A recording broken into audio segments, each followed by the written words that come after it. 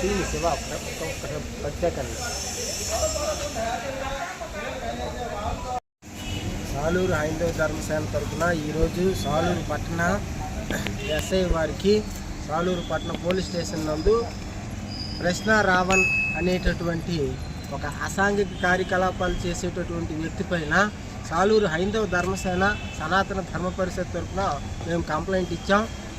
ఆయన్ని ఖచ్చితంగా పోలీసు వారు ఇక్కడికి తీసుకుని వచ్చి సరైన విధంగా బుద్ధి చెప్పాలి. చట్టరీత్యా హిందూ మనోభావాలను దెబ్బతీసేటటువంటి ఇటువంటి దుర్మార్గపు వ్యక్తులని వెంటనే అరెస్ట్ చేయాలి. మా సాలూరు పంచముఖేశ్వర ఆలయంలో శివుని యొక్క తీర్థాన్ని ఆయనకు తాగించినట్లయితే మేము మా మనోభావాలు కొంతవరకు శాంతింపజేసినట్టు ఈ ప్రభుత్వం అనుకుంటున్నాం. ఈ ప్రభుత్వం ఖచ్చితంగా ఆయన్ని శిక్షించి ఇటువంటి అసాంఘిక కార్యకలాపాలు మత విద్వేషాలు రెచ్చగొట్టేటటువంటి వేరే మతాన్ని దూషించేటటువంటి వ్యక్తులను ఇదే రకంగా అరెస్ట్ చేసి ప్రజాస్వామ్యం బతికుందని మరొకసారి ఈ ప్రభుత్వం ప్రజలందరికీ తెలియజేస్తుందని ఆశాభావం వ్యక్తం చేస్తూ నాకు ఈ అవకాశం ఇచ్చినటువంటి హైందవ ధర్మసేన సభ్యులందరికీ కూడా కృతజ్ఞతలు తెలియజేసుకుంటున్నాను. జై శ్రీరామ్, జై శ్రీరామ్, జై శ్రీరామ్.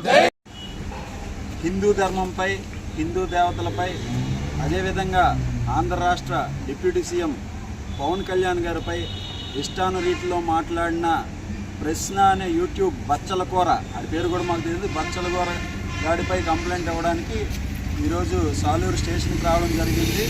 ఇందులో హైందవ ధర్మసేన సభ్యులు వచ్చారు, జనసేన పార్టీ తరఫున కూడా మేము వచ్చాం. ఇక్కడ హిందూ, ముస్లిం, క్రిస్టియన్స్ అందరూ అన్నదమ్ములుగా ఉన్నారు.